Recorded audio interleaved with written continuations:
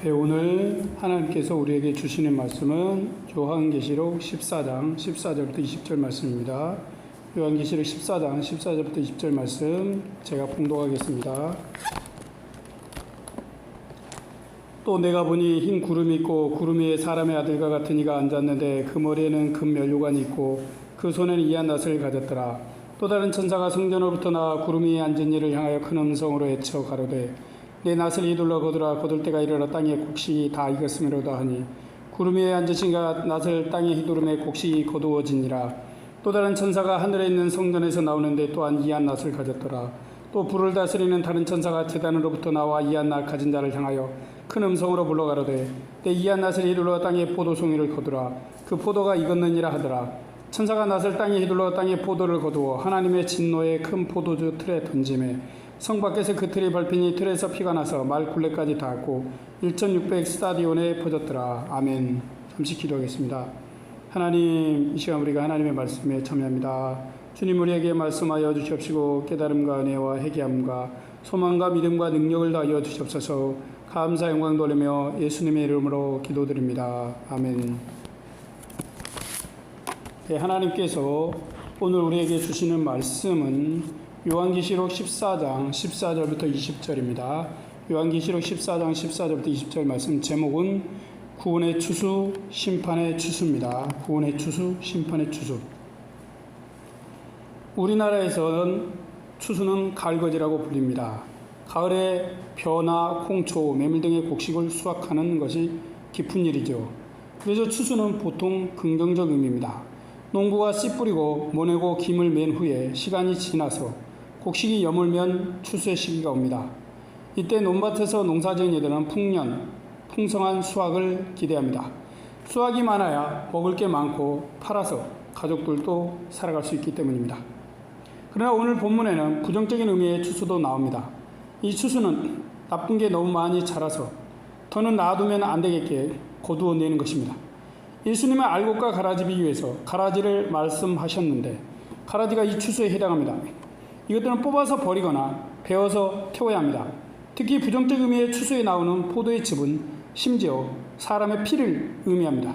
이 추수는 피가 나오는 심판의 추수인 것입니다.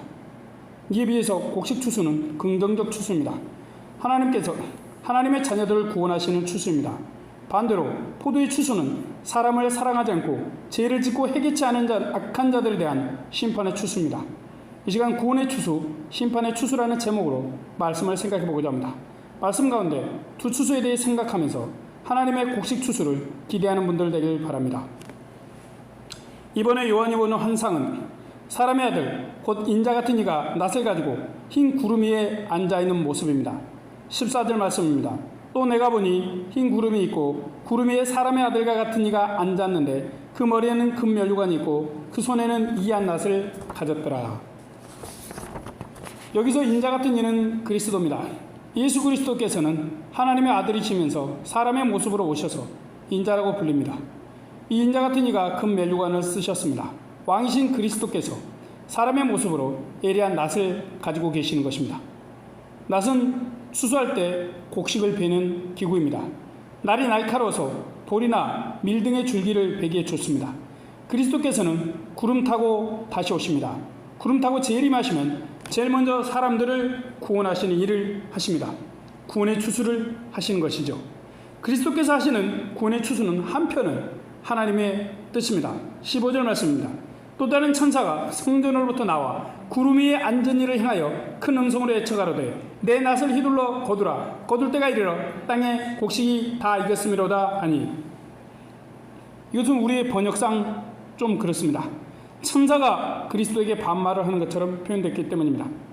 하지만 실제로 피조물의 천사가 창조주신 분께 반말할 수는 없습니다.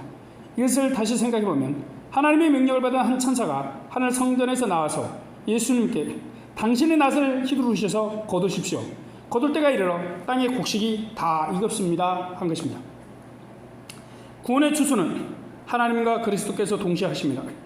하나님께서는 그리스도를 통해서 하나님의 자녀들을 모으십니다. 그렇게 하시는 것은 구원받을 하나님 자녀들의 수가 다 찼기 때문입니다. 그들은 14만 4천 명입니다.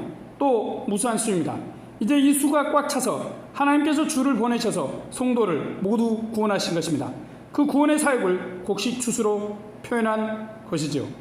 16절 말씀입니다. 구름 위에 앉으신가 낯을 땅에 휘두르매 곡식이 거두어지니라. 주님은 이 땅에 오시면 하나님의 뜻을 따라서 곡식 추수를 먼저 하십니다. 그때는 하나님의 곡식들이 한 톨도 빠짐없이 안전히 하나님의 창고로 거두어집니다. 하나님을 믿고 예수님을 주님으로 섬기며 하나님의 사랑을 실천하며 산 자들이 알곡이 되는 것입니다. 그들은 또한 짐승의 표를 받지 않은 자들입니다. 부활하시고 다시 오시는 예수께서는 이들에게 구원의 추수를 하십니다. 당시 로마 제국 내 성도들은 자신들이 이러한 추수를 당할 수 있길 소망했습니다. 이렇게 구원의 추수가 끝난 후에 포도 추수가 등장합니다. 포도주는 종종 성경에서 하나님의 심판을 의미합니다. 본문에서도 포도를 수확해서 포도즙을 만드는 게 심판의 추수를 이야기합니다. 곡식 추수가 끝나면 이제 심판의 추수가 시작되는 것입니다. 17절, 18절 말씀입니다. 또 다른 천사가 하늘에 있는 성전에서 나오는데 또한 이한 낫을 가졌더라. 또 불을 다스리는 다른 천사가 제단으로부터 나와 이한 낫을 가진 자를 향하여 큰 음성으로 불러가로되 내 이한 낫을 휘둘러 땅의 포도송이를 거두라. 그 포도가 익었느니라 하더라. 하나님께서 이번에는 그리스도가 아닌 어떤 천사를 보내셔서 포도 수확을 시키십니다. 여기서 포도는 하나님을 믿지 않고 짐승표에 경배한 이들이 해당됩니다. 또한 예수님을 믿지 않고 하나님의 사랑을 실천하지 않은 자들입니다. 하나님께서는 그들에게도 이미 계속적으로 곡식이 될 기회를 주셨습니다. 악인들을 다 심판하실 수 있음에도 이 땅에 국지적인 심판을 해오셨습니다. 그것은 남은 사람들이 무서운 심판을 보고 두려워서라도 회개하고 창조주 하나님께 돌아오길 바라셨기 때문입니다. 그 까닭에 하나님께서는 최종 심판을 연기하셨습니다. 아무리 약한 자라도 영원히 지옥불에 멸망하는 것을 원하지 않으셨기 때문입니다. 그런데도 약한 자들은 회개치 않았습니다. 그런 자들에게 대대적인 하나님의 심판이 주어지는 것입니다. 곡식을 추수할 때는 상하지 않도록 추수하시는 하나님이시죠. 그러나 포도 추수는 하나님께서 불을 다스리는 이에게 명령을 하십니다. 그는 불을 가진 자에게 불붙은 제단에서 나옵니다. 불의 천사는 다른 천사에게 그 천사가 가진 예리한 낫으로 땅에 있는 포도송이를 베라고 합니다. 이 포도들도 하나님께서 회개의 기회를 주시고 하나님의 사랑을 보여주셨습니다. 그렇지만 그들은 하나님의 사랑을 거절하였습니다. 짐승의 표를 받고 사람들을 사랑하지도 않았던 것입니다. 이들에게 천사는 관용 없이 낫을 휘둘러댑니다. 그렇게 거둔 포도들을 포도주 틀에 넣어서 마구 짓밟습니다. 19절 20절 말씀입니다. 천사가 낫을 땅에 휘둘러 땅에 포도를 거두어 하나님의 진노의 큰 포도주 틀에 던지매 성 밖에서 그 틀이 밟히니 틀에서 피가 나서 말 굴레까지 닿았고 1600 스다디온에 퍼졌더라. 얼마나 천사가 심하게 밟았는지 포도즙이 마구 사방으로 튑니다. 여기서 나오는 성은 예루살렘입니다. 포도들을 마구 밟고 심판하는 것은 예루살렘 성 밖에 있는 것이죠. 예루살렘은 하나님의 도성, 즉 하나님의 백성을 뜻하기도 합니다. 결국 하나님의 심판은 회개하고 예수님을 믿은 하나님의 자녀들을 제외한 모든 인간에게 해당되는 것입니다. 심판의 범위는 성박 1600 스타디온입니다. 당시 1스타디온은 184m입니다. 그렇다면 1600 스타디온은 약 320km입니다. 여기서 생각해야 할 것은 1600에 사용된 수들입니다. 1600은 세상수를 상징하는 4가 제곱이고 완전수를 의미하는 12제곱입니다. 4와 10이 거듭적으로 곱해진 것입니다. 모든 세상에 하나님의 심판이 완벽히 닿는다는 의미죠. 예루살렘 성 밖에 이스라엘은 물론이고 온 세상 모두가 심판의 대상이 되는 것입니다. 놀라운 건 이스라엘도 하나님의 심판에 포함된다는 사실이죠.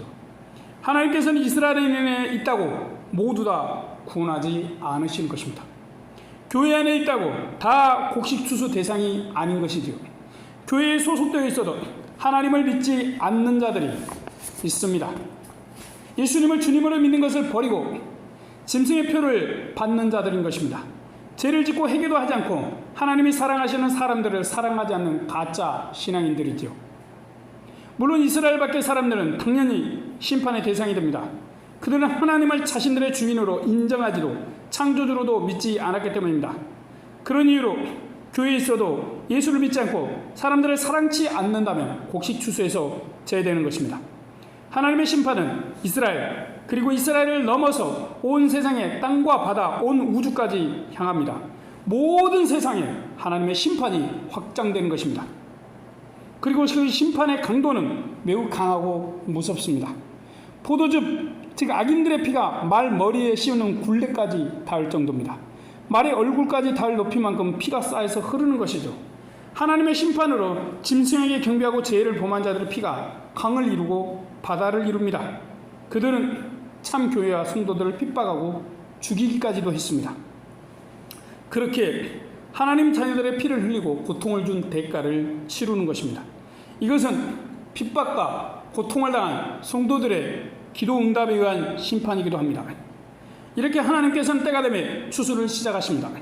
먼저 예수 그리스도께서 하나님의 자녀들을 모으십니다. 알곡 추수를 하시는 것이죠. 로마에게 경배하지 않고 짐승의 표를 받지 않은 이들을 모으십니다. 하나님의 사랑을 사람들에게 나누어준 믿음의 자녀들을 구원하십니다. 그런 후 어떤 천사가 심판의 추수를 시작합니다. 죄와 악으로 가득 여문 포도들, 곧 짐승에게 경배하고 짐승의 표를 받지 않은 가짜 신앙인들을 수확하는 것입니다. 예수님을 믿지 않고 사람을 사랑하지 않고 자신들의 욕심대로 온갖 악을 행한 자들을 심판합니다. 하나님께서 천사를 그들에게 보내셔서 심판의 잔을 잔뜩 부으시는 것입니다. 그렇게 어떤 이는 구원의 추수, 또 어떤 이는 심판의 추수를 받습니다. 이 말씀을 하나님께서 성도들에게 주시는 것은 무서워서 벌벌 떨라고 주신 것이 아닙니다. 교회 안에 있다고 안일하게 있어서 구원을 잃지 말라는 경고의 의미인 것입니다. 짐승을 숭배하거나 자신만을 위한 삶을 살지 말고 하나님을 사랑하고 사람들을 사랑하라는 것이죠. 그래야 하나님의 자녀로 구원의 추수에 해당되게 됩니다.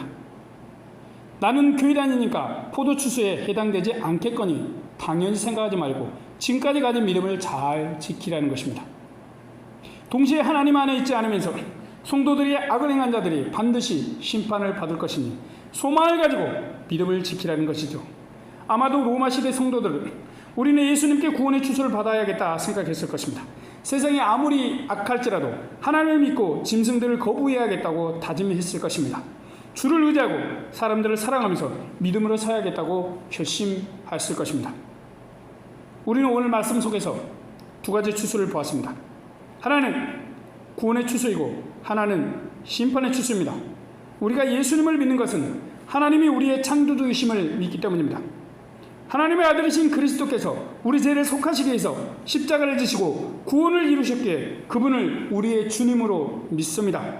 우리가 주는 그리스도시요 살아계신 하나님의 아들이심을 믿는다면 구원을 받을 것이고 이미 구원을 받고 있습니다. 그러나 우리가 생각해야 할 것은 있습니다. 이런 놀라운 고백을 한 베드로가 예수님이 십자가를 지실 때 주님을 부인하고 저주한 것입니다. 그는 주님의 최고의 제자였습니다. 그렇지만 자신의 열심으로 주님을 섬겼습니다. 그러다가 그만 주를 부인하고 모른다고 했습니다. 목숨이 아깝고 죽음이 두려웠기 때문입니다. 이것은 우리의 믿음을 스스로 자신할 때 얼마든지 넘어질 수 있음을 말해주는 것이 아닙니까? 본문에는 예수님이 하나님의 자녀들을 구원하시는 구원의 추수가 나옵니다. 그들은 모두 다 곡식 가운데 알곡들이지요. 그들 가운데 쭉정이는 없습니다. 로마 시대 짐승의 표를 받고도 교회를 다니는 이가 있었을 것입니다. 과연 그의 신앙은 어떤 신앙이었을까요? 그가 참으로 예수님을 믿는다고 할 수 있을까요? 또한 예수님은 7교회 가운데 구원받을 자들이 매우 적다라고 하셨습니다. 그 중에 많은 이들이 죄를 회개하지 않았습니다. 사람들을 사랑하지 않고요, 스스로 배부르고 비싼 옷을 입었습니다. 그렇지만 주님은 그들이 헐벗고 굶주리고 있다고 말씀하셨습니다. 그런데 예루살렘 성 밖의 이스라엘은 심판의 포도 추수 대상입니다. 그들은 아마도 교회를 다니지만 마음으로 예수님을 믿지 않고 짐승의 표를 받는 이들일 것입니다. 교회를 다닌다고 모두 다 구원받는 것은 아닙니다. 목사님이라고 말씀을 전한다고 구원을 받는 것이 아니며 장로님 집사님이라고 무조건 구원을 받는 것이 아닙니다. 예루살렘 성 밖에 있는 이스라엘은 구원의 대상에서 제외됩니다. 하나님의 백성에서 제외된 자, 하나님의 사랑으로 사랑하지 않고 사람들을 사랑하지 않고 짐승의 표를 받은 자들, 우상을 숭배하고 자기 욕망을 사랑한 자들, 자기 욕심을 사랑하며 사람들 정죄하기에 바쁜 바리새인과 서기관 같은 자들은 구원에서 제외되는 것입니다. 또 계시록 말씀에 나오듯이 하나님의 사랑을 실천하지 않은 자들이 해당됩니다. 그리스도를 믿는다고 말은 하지만 실제는 그들에게 참된 믿음이 없는 것입니다. 그들에게서는 하나님의 사랑이 나오지 않습니다. 다만 서기관 바리새인처럼 사람들을 정죄하고 심판하기 바쁩니다. 그런 자들이 바로 하나님의 포도 심판의 대상인 것입니다. 하나님께서 어찌 하나님을 믿지 않는다고 하나님을 믿는 자들이 믿지 않는 자들을 정죄하고 욕하고 비난하는 것을 하나님이 사랑하시고 기뻐하시겠습니까? 하나님은 사랑이십니다. 우리 모두에게도 사랑이시지만 믿지 않는 자들에게도 하나님의 사랑이심을 기억하시기 바랍니다. 우리는 하나님께서 로마 교회와 오늘 우리에게 이 말씀을 주신 이유를 생각해 보십시오. 그것은 우리가 두려워서 믿음을 포기하라고 주신 것이 아닙니다. 예수를 믿는다고 하는 모든 우리에게 믿음에 대한 지나친 자신감과 자만심을 경계하라는 것입니다. 부활의 주님을 만나기 전 믿음에 자신하고 자만심을 가졌던 베드로가 신앙에서 잠시 넘어졌습니다. 이것은 우리 누구도 믿음에 자만할 때에 이해가 되지 않음을 말씀해 줍니다. 분명히 우리가 하나님의 참 자녀라면 그리스도께서 우리에게 구원의 곡식 추수를 소중하고 귀하게 해주실 것입니다. 그리고 하나님을 믿지 않고 악을 행한 자들, 그리스도를 부인한 자들은 심판의 포도 추수를 당할 것입니다. 그들을 향한 심판은 최종에는 인정사정 없을 것입니다. 무서운 공포와 공황 상태가 되어서 악인들은 최종적인 죽음을 맞이하고 영원한 심판을 당하게 됩니다. 중요한 건 우리가 주님을 끝까지 믿고 하나님의 사랑을 실천한다면 이러한 심판의 대상에 들어가지 않는다는 것입니다. 그런 의미에서 우리는 우리가 받을 구원을 의심하거나 두려워하지 마십시오. 그렇지만 우리의 믿음을 자만하지도 마십시오. 예수님은 우리가 날마다 손과 발을 씻으라고 하셨습니다. 우리는 그런 이유로 이미 받은 우리의 구원을 잘 지키고 이루어 가십시오. 구원은 주님께서 우리에게 주실 것입니다. 우리가 하나님과 예수님을 끝까지 믿고 요한이 강조하는 하나님의 사랑을 실천해 간다면 우리 속에는 아직 하나님의 사랑이 살아있습니다. 이것이 또한 우리가 구원받은 성도의 증거입니다. 그리고 이것이 우리가 곡식 추수의 대상임을 말해줍니다.